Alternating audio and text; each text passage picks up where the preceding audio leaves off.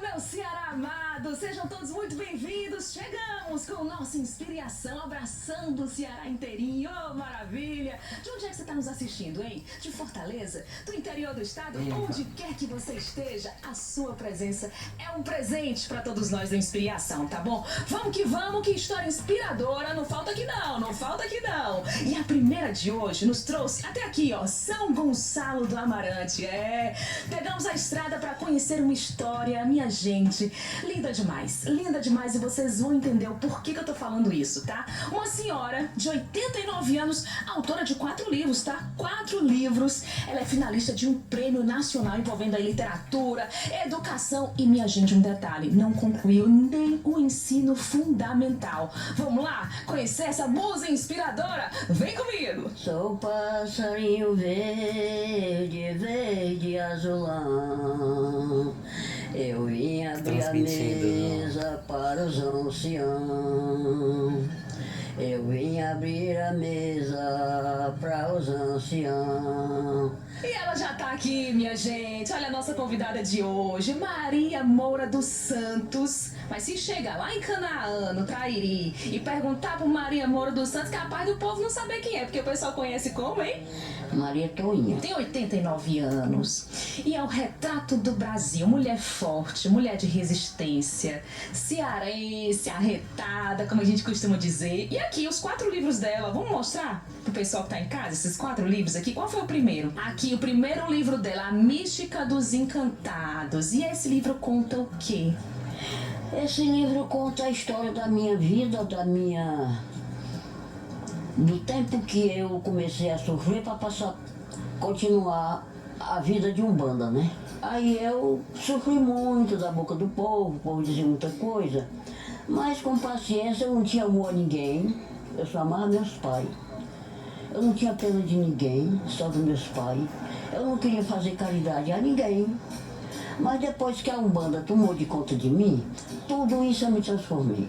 E a senhora é afro-indígena, mãe de santo, umbandista, uma mulher que viveu uma das secas mais severas do nosso estado, ou seja, tem muita história para contar. E quando foi que a senhora decidiu contar essas histórias? A senhora lembra quando foi que disse: eu quero que essas histórias cheguem a todas as pessoas possíveis? Minha filha, sabe como foi? A minha filha, a caçula, chama-se Fernanda. O pai dela morreu, ela tinha 1 ano e 1 mês de nascida. Então ela arrumou um rapaz e veio para Fortaleza trabalhar, me deu esses filhos, né? E são seus netos? São meus netos. Hoje vivo mais eles, é quem me faz companhia. E esse menino, botei na escola pequeno, eles pequenos, eu ia deixar todo dia, era um casal, de uma vez. Ia buscar, ia deixar, ia buscar. Quando foi um dia, ele já estava sabido, pegou o computador, trabalhando, eu cheguei e me sentei perto dele olhando. Aí ele virou para mim e disse: vó, me conte a história da sua vida, o passado da sua vida. Eu digo: ô meu filho, se eu for contar o passado da minha vida desde eu menina, enche o mundo inteiro. Então a senhora contava as histórias e ele ia escrevendo? E ele escrevia no computador. Quando eu pensei que não, tá aí. 4 livros escritos. Vem pra cá, Marcos, vem. Tá aqui. Vamos mostrar quem é esse menino que ela tá falando tanto. Tá aqui, vamos apresentar. Esse aqui é o seu neto, Marcos, escritor. A senhora é autora e ele é o escritor. É verdade.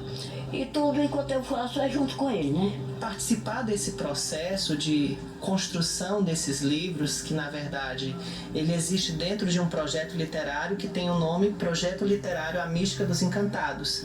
Para mim foi uma honra, uma satisfação muito grande, uma missão que eu assumi junto a essa relação que eu tenho de muito tempo com a Maria Toinha. Como ela disse, ela foi minha mãe também, porque ela me criou desde que eu nasci, assim como as minhas 2 irmãs. Então eu assumi esse compromisso ético-político de fazer o registro dessas histórias, conferindo a ela o lugar de direito que é de autoria dessas histórias. Eu não podia simplesmente escrever as histórias, publicá-las como se fossem minhas, como se não tivesse a participação fundamental dela para a construção da narrativa.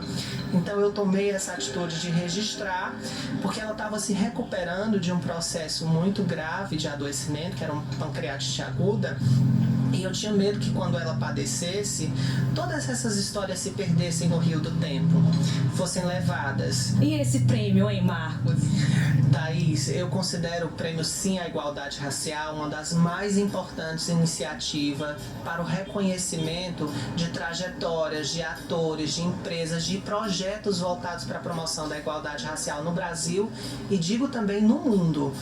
E esse prêmio, eu entendo a indicação da Maria Toinha como finalista como um reconhecimento não apenas para a trajetória individual dela, mas para essa trajetória política compartilhada por todas essas pessoas que fizeram parte do terreiro do Mestre Antônio de Mel, que fazem parte da Umbanda que nós vivemos e praticamos aqui no interior do estado, para todas as mulheres negras que chegam a esse espaço de representação através da trajetória de Mestra Maria Toinha.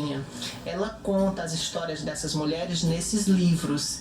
Então, quando ela vem a público, ela reafirma todas essas pessoas que foram apagadas, invisibilizadas, ocultadas do espaço público. E é por isso que é tão importante nós apostarmos na visibilização de trajetórias como a dessa, porque outras vêm ao lado dela. Ela nunca anda sozinha, ela caminha com seus ancestrais, com essa gente encantada que fez tanto com ela nos terreiros de Umbanda e caminha para que o Brasil ele possa de fato assumir esse compromisso ético e político com a igualdade racial. Era inspiração que vocês queriam? Pois está aqui. Vamos apresentar brevemente aqui cada livro, Max? Me ajuda? O primeiro a gente já apresentou, ela já falou um pouquinho. E o segundo, qual foi? Esse daqui foi o Caminhos Encantados, o segundo livro que ele foi escrito automaticamente ao mesmo tempo que A Mística dos Encantados. Que eu digo que é o livro em que ela vai desenvolver uma narrativa mais longa acerca da seca de 1958. O terceiro livro, ela vai narrar o processo de descoberta dela na comunidade como mãe de santo. Porque ela foi, como disse também para vocês, muito atacada, muito oprimida, foi muito discriminada em função do racismo religioso que mulheres como ela enfrentam em comunidades rurais. E por fim, mas não o fim do projeto, nós temos Sonha Sua, As Infâncias Encantadas de Maria Toinha. E aqui ela vai invocar a menina Quinquinha, oferecendo o sonho como antídoto contra o desencanto, para narrar uma história de suas duas infâncias. A primeira, essa do tempo cronológico, quando ela era uma menina, que corria pela Quinta de Cajueiros, lá na Jandaíra, em Trairi. E uma segunda infância, que é quando ela começou no trabalho de Umbanda, que ela ainda era inexperiente, não sabia dominar as correntes, ainda tinha que percorrer muitos caminhos até encontrar a sabedoria que ela tem hoje, né? Quando eu era mais nova, eu sofri demais. Mas, graças a Deus, de certos anos pra cá, eu vivo bem. Vivo bem. Pra quem vós mandou chamar, sou a mestre curandeira, Iracema vem do mar. Boa noite, minha senhora, pra quem vós mandou chamar, sou a mestre curadeira, Iracema vem do mar. Mas não queria não, eu queria ver outra. Oh, isso aqui que é riqueza, minha gente. Maria Toinha no Inspiração. Saímos de São Gonçalo da Amarante, já